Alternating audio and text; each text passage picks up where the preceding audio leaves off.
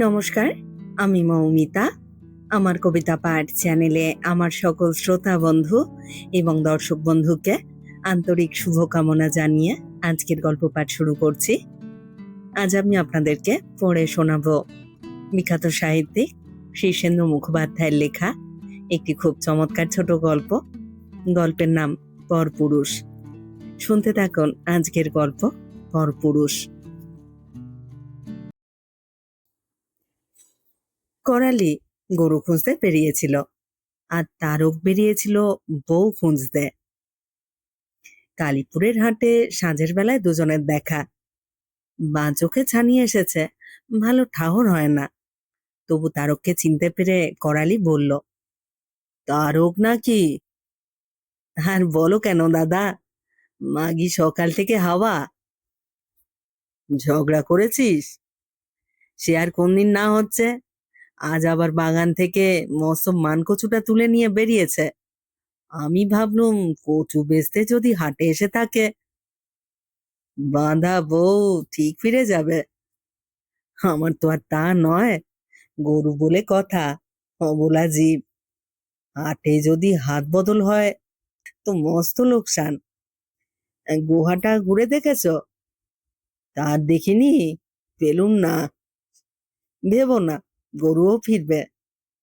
চলো চলো, পরাণের দোকানে বসি। পরাণ তাড়ির কলসি সাজিয়ে বসে, একখানা বার কষে ভাঁড়ার কাচের গেলাস সাজানো। আশেপাশে খদ্দেররা সব উবু হয়ে বসে ঢোকাঢক গিলছে। দুজনে সেখানে সেঁটে গেল।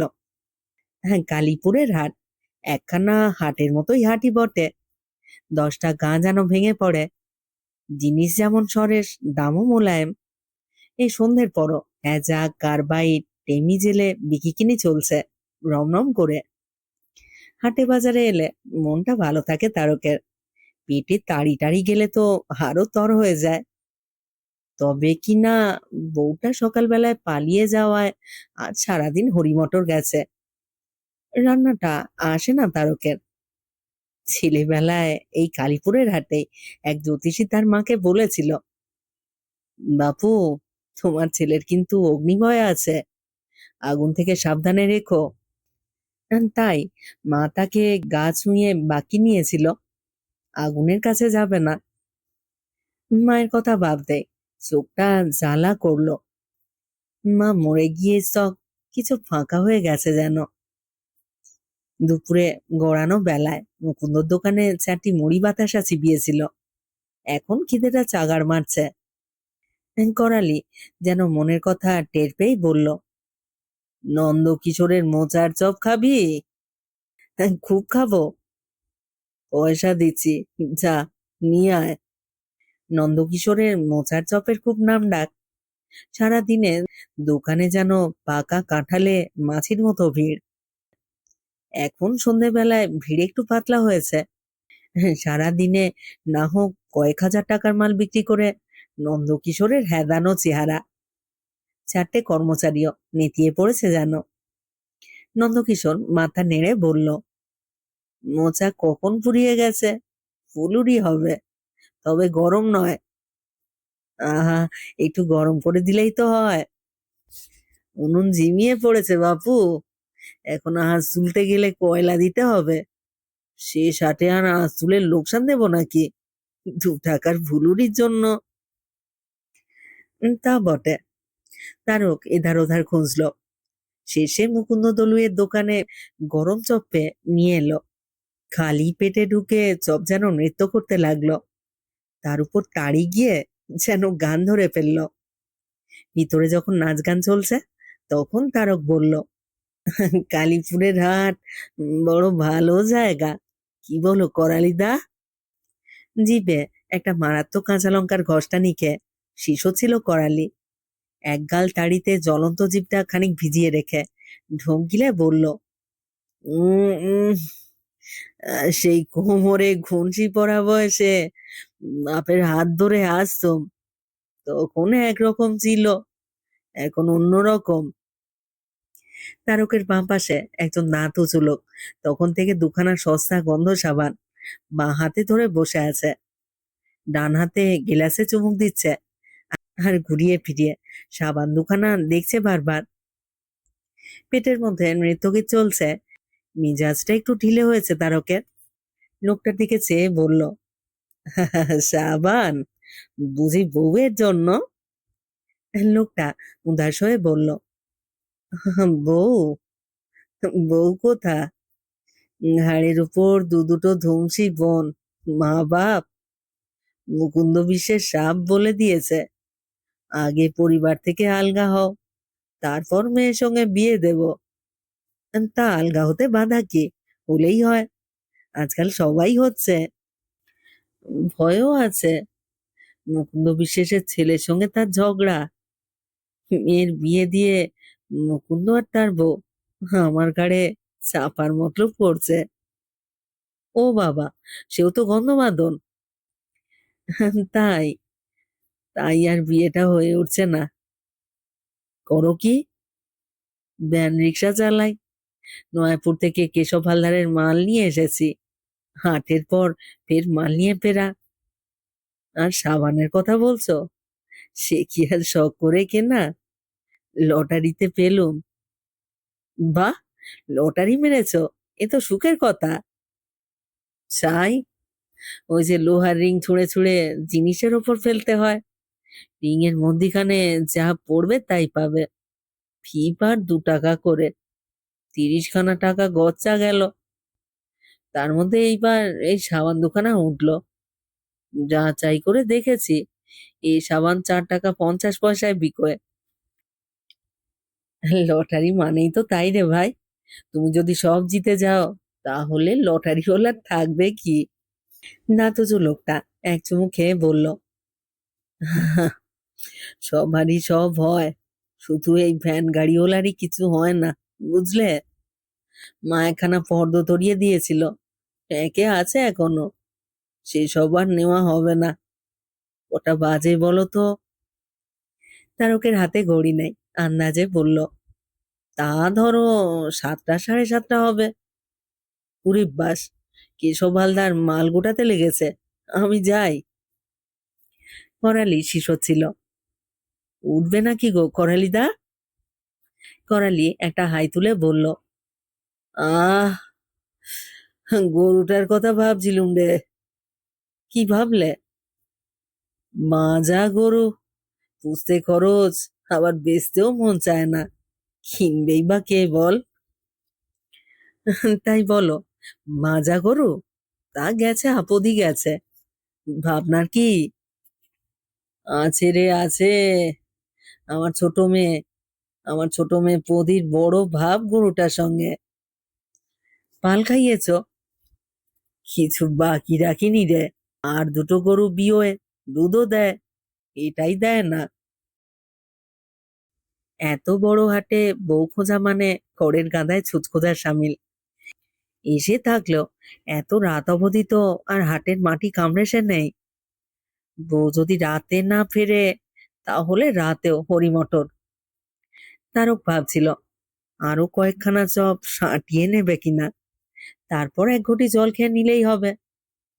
কিন্তু পয়সার নেশাটা চৌপাট হয়ে গেলে মুশকিল। পুরুষ মানুষ আর মেয়ে মানুষের সম্পর্ক নাকি চিড়েতন। মূল সম্পর্কের আবার চিড়েতন হরতন ইস্কাপন রুইতন হয় নাকি? বলেও বাপু, যমুনা কি সেসব বোঝে? তবে কি না, নরেনবাবু ভদ্রলোক, মেলা জানাশোনা। নরেনবাবুর কথা তো আর ফেলনার নয়। একদিন জিজ্ঞেস করেছিল, চিড়েতনটা আবার কি বলো তো বাবু? নরেনবাবু হেসে টেসে বলল, এই ধর না, তুই আর আমি, আমিও কারো কেউ নই, তুইও কারো কেউ নোস। যেমন জলের মাছ, কে কার মা বাপ জানে না ওরা, তবু তো ডিম ছাড়ছে, বাচ্চা বিয়ে হচ্ছে। ব্যাপারটা ওই রকমই আর কি। চিরন্তন মানে হচ্ছে আদি সম্পর্ক, বুঝলি না? যমুনা বুঝি বুঝি করেও স্পষ্ট বুঝতে পারছিল না। তবে এটা ঠাউর হলো যে ওই চিড়েতনের মধ্যে প্যাঁচটা আছে। প্যাঁচ বুঝতে যমুনার কেন, কোনো মেয়ে মানুষেরই দেরি হয় না। যমুনার এই 17 বছর বয়স হলো, 1 বছর হলো পুরুষ মানুষ ঘাঁটছে। পুরুষটা হলো তার বর তারক। একদিন মিটমিট করে হেসে বলেছিল, বাবুর বাড়িতে কাজে যাস, তা কখনো পিঠটি চুলকে দিতে বলে দিস? নরেন বাবুর মেলা পয়সা। প্যাঁচ বুঝতে যমুনা দেরি হয় না। আর একদিন বলল, আহা, বাবুর বউটা বোবা, পীড়িতের কথা টথা কইতে পারে না। পুরুষ মানুষ ওসব একটু শুনতে টুনতে চায়। প্যাঁচ। যমুনা বুঝতে পারে। চিড়েতনটা বুঝতেও তার অসুবিধা হয়নি। নরেনবাবুর বউ মলয়া, বোবা কালা, তবে সে পয়সাওয়ালা নিতাই রায়ের মেয়ে। নিতাই রায় 50,000 টাকায় নরেনবাবুকে কিনেছে, এই কথা তো সবাই জানে। নগদ ছাড়াও বাড়িঘর ঠিকঠাক করে দেওয়া, মেয়ের নামে জমি জমা লিখে দেওয়া তো আছেই। নরেনবাবুকে তাই আর কিছু করতে হয় না, শুয়ে বসে আড্ডা দিয়ে সময় কাটছিল। তবে বেকার জামাই বলে লোকে টিটকিরি না দেয়, সেজন্য ইদানিং নয়নপুরের বাজারে একখানা ওষুধের দোকানও করে দিয়েছে নিতাই রায়। গাঁয়ের দোকান, সেখানে ওষুধ ছাড়াও নানা জিনিস রাখতে হয়। তার নরেন হলো বাবু মানুষ। সকালের দিকে শ্রীপতি নামে এক কর্মচারী দোকানে রেখে সন্ধেবেলা নরেনবাবু গিয়ে ঘন্টা দুয়েক কাটিয়ে আসে। সেখানে কিছু ইয়ার বন্ধুও জোটে এসে। শোনা যাচ্ছে নরেনবাবুর গদাই লস্করি চালে সুবিধে হয়েছে শ্রীপতির, সে দুহাতে লুটে নিচ্ছে।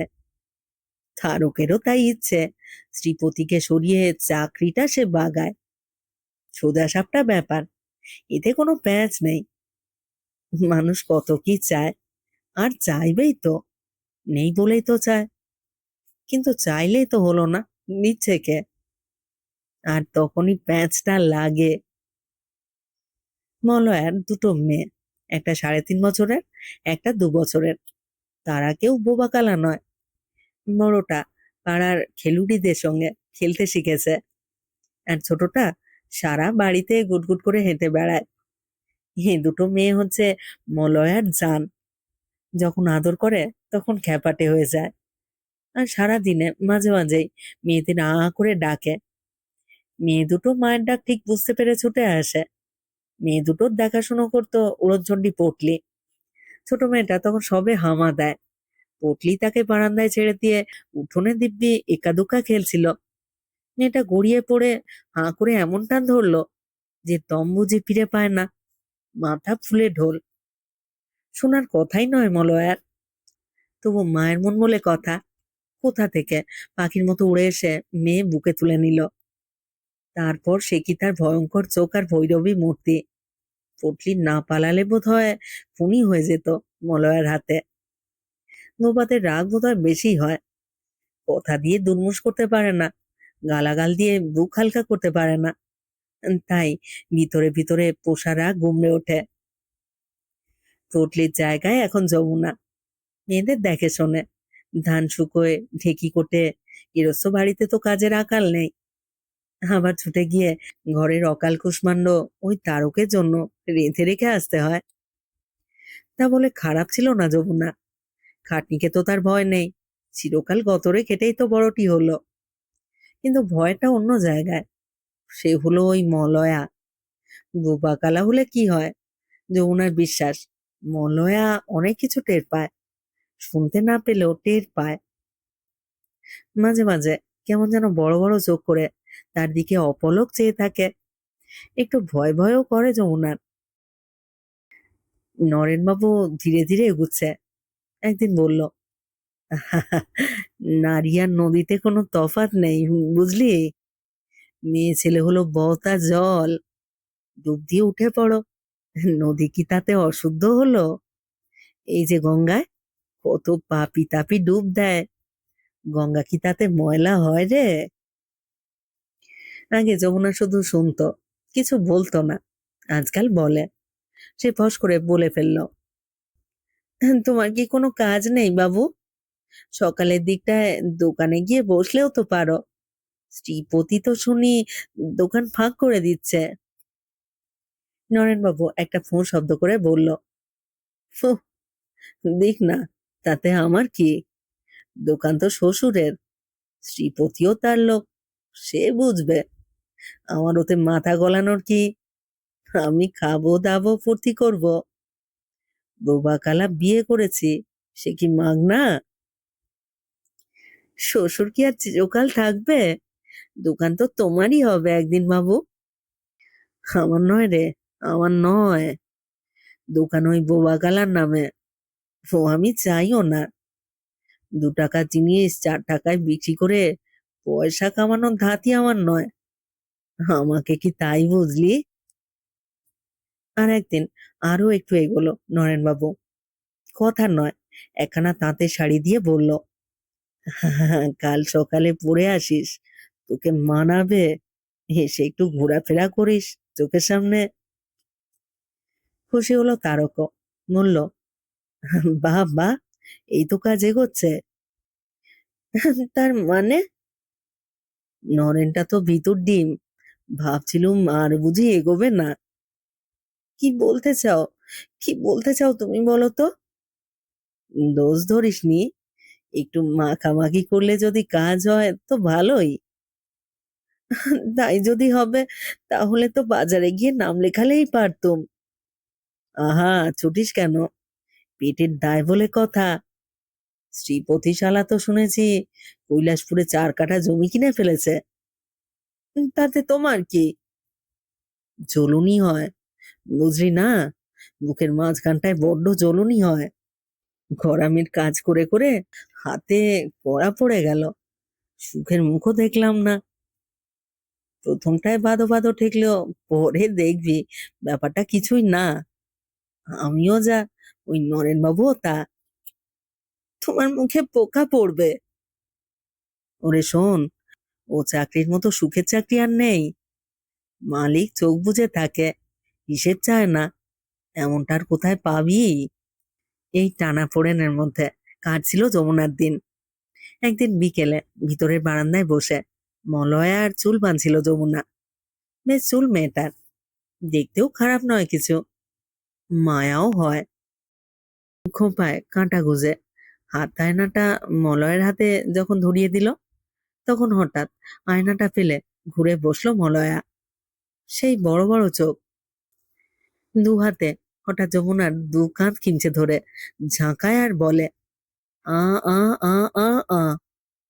ভয়ে আত্মারাম ডানা ঝাপটা ছিল বুকে। কি জোর মেয়েটার গায়ে! কি করছো বৌদি? কি করছো? আমি তো কিছু করিনি। মলয়া ঝাঁকানি থামিয়ে কিছুক্ষণ চুপ করে চেয়ে রইল তার চোখের দিকে। তারপর সাপে ব্যাঙ ধরলে ব্যাঙ যেমন শব্দ করে, তেমনই এক অবধ শব্দ বেরোতে লাগলো তার গলা থেকে। আর 2 চোখে জলের ধারা।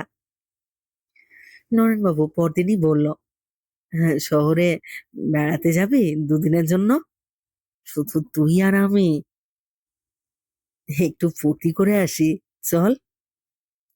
ফুঁসে উঠতে পারতো যমুনা, তার কি সেই জোর আছে? জোর হলো স্বামীর জোর, তার তো সেইখানেই লবডঙ্কা।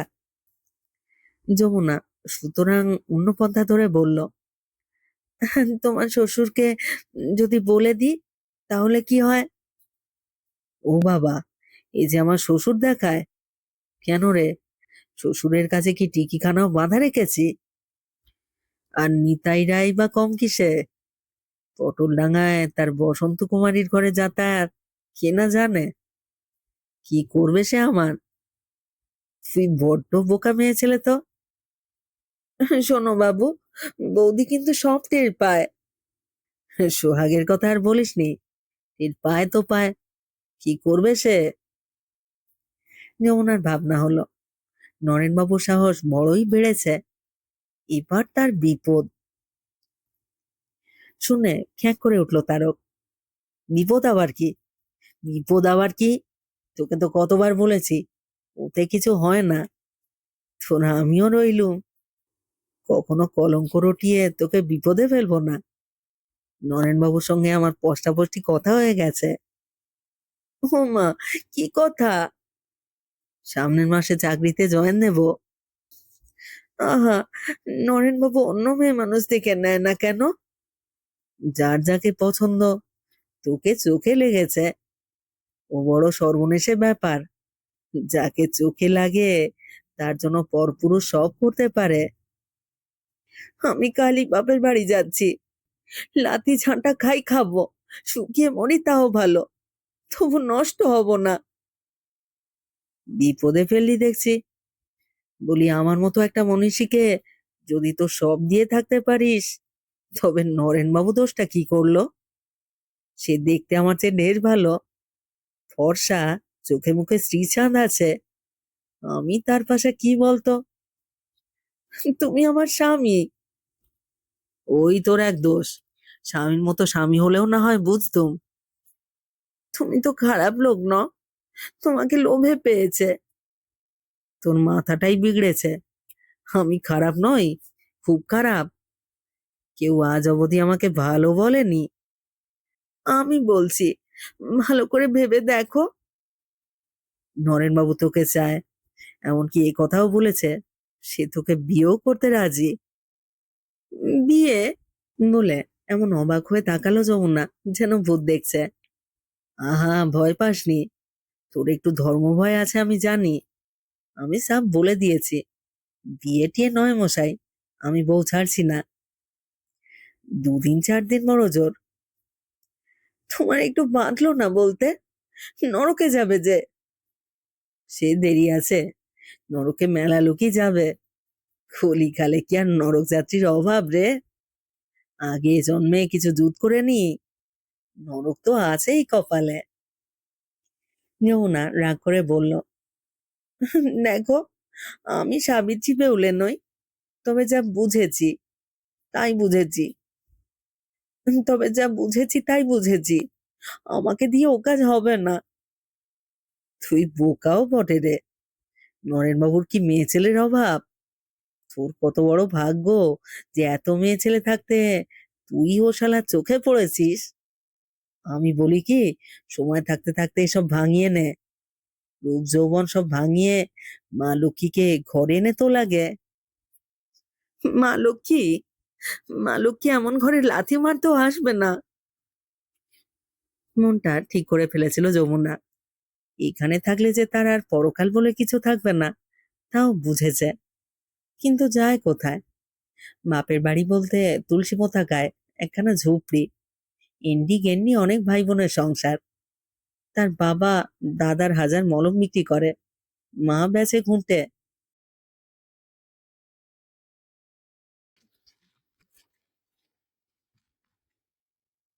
বাজারের মধ্যে একটা তোলপাড় হচ্ছিল, ভোঁস ভোঁস করে শ্বাসের শব্দ, সেই সঙ্গে কে যেন আদার পাদার ভাঙছে। তারক ভয় পেয়ে দাঁড়িয়ে গেল। ও কি গো? করালি চাপা গলায় বলল। চুপ চুপ। কান খাড়া করে শুনছিল করালি। বাঁশবনের মধ্যে দুটো চোখ চকচক করে উঠলো যেন হঠাৎ। আহ্লাদের গলায় করালি বলল, ওরে বাজি মাগি, এখানে সেঁধিয়ে রয়েছিস? আয় আয়, আয় বলছি শিগগির। বাঁশবনে প্রলয়ের শব্দ তুলে আর ফোঁস করে শ্বাস ফেলতে ফেলতে গরুটা বেরিয়ে এলো। গরু না হাতি বোঝা ভার, বিশাল চেহারা। ওরে বাস রে, এই তোমার গরু? গরুটা করালির গা ঘেঁষে দাঁড়ালো, তার গলা এক হাতে জড়িয়ে ধরে করালি বলল, আহা, বাঁচা বলেই ওর মনে সুখ নেই কি না? মনের দুঃখে মাঝে মাঝে বনবাসে যায়, ফিরেও আসে। চ চ, পা চালিয়ে চ। মেয়েটা এতক্ষণে পা ছড়িয়ে কাঁদতে বসেছে। তারও একটা দীর্ঘশ্বাস ছেড়ে বলল, তুমি তো কপালওয়ালা মানুষ, গরুটা দিব্যি পেয়ে গেলে। এখন আমার বউ কোথায় পাই বলতে পারো? আমার কপাল তো আর তোমার মতো নয়। পাবি পাবি, বাঁধা বউ যাবে কোথায়? মারধর করিস নাকি? আরে না, সেসব নয়, নরম সরম আছে, গায়ে হাত তুলবার দরকার হয় না। তবে গু আছে খুব, যেটা না বলবে সেটাকে হ্যাঁ করায় কার সাধ্যি। রথতলার কাজ বরাবর করালি মায়ের রাস্তা ধরলো, তারক ডাইনে। সামনেই মলয়া ফার্মেসি, আলো জ্বলছে, দিব্যি পাকা ঘর, দোকানও বড় সড়ই। আজ নরেনবাবু নেই, শ্রীপতি একা বসে মাছি তাড়াচ্ছে। তাকে দেখে শ্রীপতি বিশেষ খুশি হলো না, হওয়ার কথাও নয়। মুখটা আস্তে করে বলল, বাবু নেই? আসেনি আজ? না, সকাল থেকেই পাত্তা নেই। বাড়ি থেকেও লোক এসে খুঁজে গেছে। হ্যাঁ, তবে তো। শ্রীপতি চেয়ে আছে। বুকটা ধকধক করছিল তারকের। তারই নেশাটা কেটে যাওয়ার উপক্রম। গেল কোথায়? গেল কোথায় নরেনবাবু? শ্রীপতি ঠোঁট উল্টে বলল, তাকে জানে, ভুলে যায়নি কিছু। বাড়ির লোকও খুঁজছে। দুইয়ে দুইয়ে তবে কি চারই হলো? যমুনার নরেনবাবু যদি একসঙ্গেই হাওয়া হয়ে থাকে, তো শ্রীপতির জায়গায় সামনের মাসে সেই জয়েন দেবে। তারক বসে গেল। আহা, দোকানে বিক্রি বাটা কেমন? হ্যাঁ, বিক্রি কোথায়? ওষুধের স্টকই নেই। নেই? কেন? ওষুধ কি মাগনা আসবে? টাকাটা দেবে কে? কেন? নিতাই বাবু দেবে। দিচ্ছে কোথায়? অন্য সব কারবারে টাকা আটকে আছে। দোকান চলছে নম নম করে। ইয়ে, তা উপরি টুপরি কেমন? উপরি? সেটা আবার কি? মাস মাইনেরই তো দেখা নেই, তার আবার উপরি? তারক মৃদু মৃদু হাসছিল। শ্রীপতি তো আর পাঁঠা নয় যে তার কাছে কবুল করবে। নরেনবাবু বাড়িতে কিছু বলে যায়নি? তাকে জানে, ঠসা বোবা বউ। তাকে বলাও যা, না বলাও তা। তারক উঠে বলল, না, এতদিনে যমুনার তাহলে সুমতি হয়েছে। নরেনবাবুরই সঙ্গে যদি গিয়ে থাকে, গেছেই, তাহলে তো মার দিয়া কেল্লা। ওষুধের দোকান মানে কাঁচা পয়সা। নড়ে ফিরে টেমি জেলে বসে বসে খানিকটা ভাবলো তারও। খবর নিয়েছে, শ্রীপতির মাইনে মাসে 300 টাকা। কম কিসের? বসা চাকরি, তার উপর উপরি তো আছেই। মনটা বেশ ভালোই লাগছে তারকের। সে টেমি নিবিয়ে শুয়ে পড়ল। কত রাত হবে কে জানে, হঠাৎ একটা চেঁচামেচি শুনে ঘুম ভাঙলো তারকের। কোথা থেকে চেঁচামেচিটা আসছে তা প্রথমে ঠাহর হলো না। কারণ বিপদ আপদ হলো নাকি? দরজা খুলে বেরিয়ে এলো তারক। মনে হলো পুরো গাঁই চেঁচাচ্ছে। মেয়ে মানুষের গলা শোনা যাচ্ছে, ডাকাত ডাকাত ডাকাত। তারক লাফ দিয়ে উঠানে নামলো। তারপর নরেনবাবুর বাড়ির দিকে ছুটতে লাগলো। গন্ডগোলটা ওখানেই হচ্ছে যেন। নরেনবাবুদের পুরনো ভাঙা বাড়ি সারিয়ে দালান তুলে দিয়েছে নিতাই রায়। বেশ বড়সড় বাড়ি। উঠোনে ধানের মড়াই, টিপকল, পিছনে গোয়াল ঢেঁকি ঘর। বাড়িটা হাতের তেলোর মতোই চেনে তারক। চেঁচালেও পাড়ার লোক কেউ বেরোয়নি ভয়। বাড়ির উঠোনে মশালাতে কালি ঝুলি মাখা একটা লোক দাঁড়িয়ে, হাতে একখানা বড়সড় ছোরা চকচক করছে। আর ভাঙা দরজা দিয়ে আর দুজন টেনে হিঁচড়ে বাইরে বের করে আনছে নরেনবাবুর বোবাকালা বউটাকে। বউটা শাড়ি খুলে লম্বা হয়ে ছড়িয়ে গেছে ঘর অবধি। তার মুখে কথা নেই, কেবল চিৎকার। তারক চেঁচিয়ে বলল, ডাকাতি করছো করো, বউটাকে ওরকম করছো কেন? হে, হ্যাঁ, ওকে ছেড়ে দাও, বোবা কালা মানুষ। উঠোনের ছোড়া হাতে লোকটা একবার তার দিকে ফিরে দেখে একটা হাঁক মারলো, ভাগ শালা, শুয়োরের বাচ্চা, পেট ফাঁসিয়ে দেব। তারক থমকে গেল। ফুঁসছেটা কি? ডাকাতি করবি কর, কিন্তু মেয়ে ছেলেটাকে টেনে বের করছিস কেন? অবলা মানুষ। হঠাৎ ঝাঁক করে মাথাটা পরিষ্কার হয়ে গেল তারকের। এই শালারা ভাড়াটে কুনে নয় তো। চুলের মুঠি ধরে ছেঁচড়ে সিঁড়ি দিয়ে নামিয়ে আছে মলয়াকে। একজন খেটে মোটা, একটা লাঠি দিয়ে পেটাচ্ছে অমানসিক জোরে। হাড়গোড় ভেঙে যাওয়ার কথা। আ আ আ চিৎকারটা চারিদিকে ছড়িয়ে যাচ্ছে সাইরেনের মতো। সেই চিৎকারে মরা মানুষও শিউরে উঠবে। মশালের আলোয় তারক দেখতে পেল মলয়ার মুখ দিয়ে রক্ত গড়াচ্ছে। উঠোনের লোকটা ছোড়া হাতে এগিয়ে যাচ্ছে মলয়ার দিকে। তারক জন্মে মারদাঙ্গা করেনি, সে ভীতু মানুষ। কিন্তু আজ মাথাটা যেন বড্ড তেতে গেল হঠাৎ। চারিদিকে ঢেলা আর ইটের অভাব নেই, পুরনো বাড়ির ভাঙা টুকরো চারিদিকে ছড়ানো। তারক একখান ইটের টুকরো তুলে খানিকটা দৌড় দিয়ে টিপ করে মারলো। একটা, দুটো, তিনটে। মার সালাকে, মার, মার সালাকে বলে চেঁচাচ্ছিল তারক। তার পয়লা ইটে ছোড়াওলা মাথা চেপে বসে পড়েছিল, আর ইটগুলো লাগলো কিনা কে জানে। তবে লোকগুলো ভোরকে ছিটকে গেল এদিক ওদিক। তারক লাফ দিয়ে গিয়ে উঠোনে ঢুকলো। সামনে একটা খেঁটে লাঠি পড়েছিল, সেইটাই তুলে নিল সে। তারপর বসা ডাকাতটা উঠতে যেতেই পাগলের মতো মারতে লাগলো তাকে। কে একজন চেঁচালো, পালা পালা পালা, লোক আছে। ডাকাতে যান বলে কথা, হত পিটুনিকেও লোকটা হঠাৎ উঠে প্রাণ ভয়ে দৌড় লাগালো। কে কোথায় গেল কে জানে, তবে মেয়েটা বেঁচে গেল এই যাত্রা। গায়ের লোক বোধহয় তারকের সাহস দেখে বেরিয়ে এলো এতক্ষণে। নহমায় লাঠি সোঁটাধারী পুরুষ আর মেয়ে ছেলেতে উঠোন ভর্তি। মেয়েদের কারোর হাতে বঁটি অবধি, চেঁচামেচিতে কান পাতা দায়। মলয়াকে ধরে তুলতে হলো।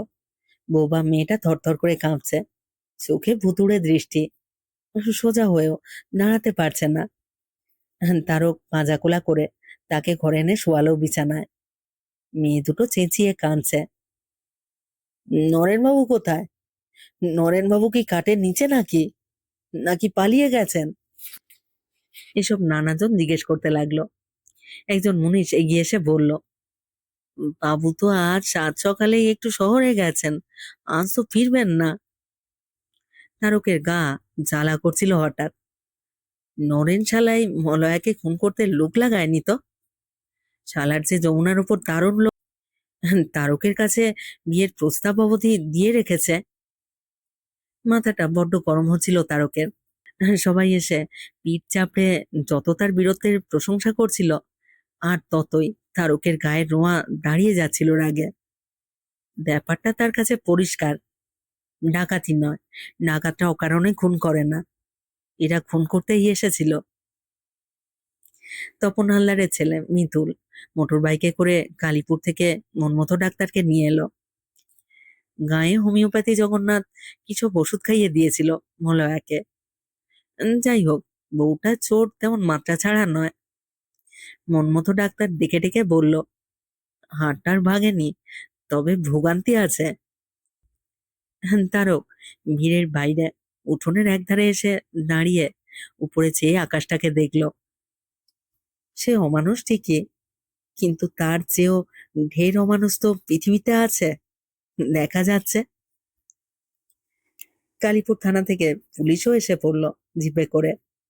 জবানবন্দি দিতে দিতে রাত প্রায় ভোর। তারপর তারক বাড়ি মুখো রওনা হলো। মনটা খারাপ লাগছে, বউটা এঁটো হয়ে পড়ল। মাঝরাত পেরোনোর সময় কে যেন বলে উঠল, আমি তো জানতুম তুমি খারাপ লোক নও। তারক হাঁ। কে? কে? আমি। অন্ধকারে ওকে চিনতে ভুল হয়?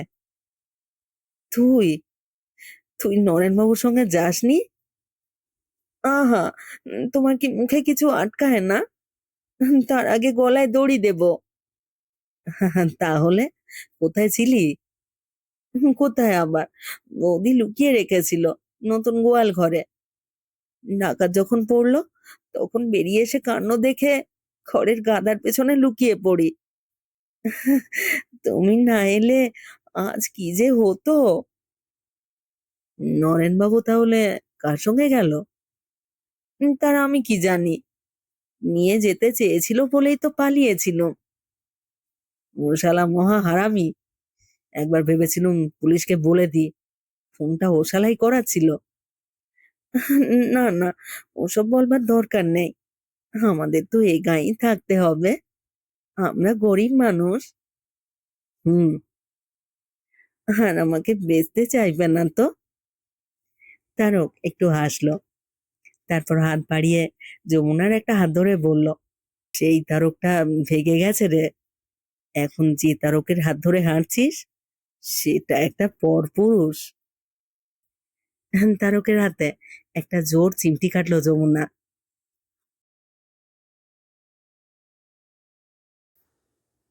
শেষ হলো আজকের গল্প, শীর্ষেন্দু মুখোপাধ্যায়ের লেখা গল্প পরপুরুষ।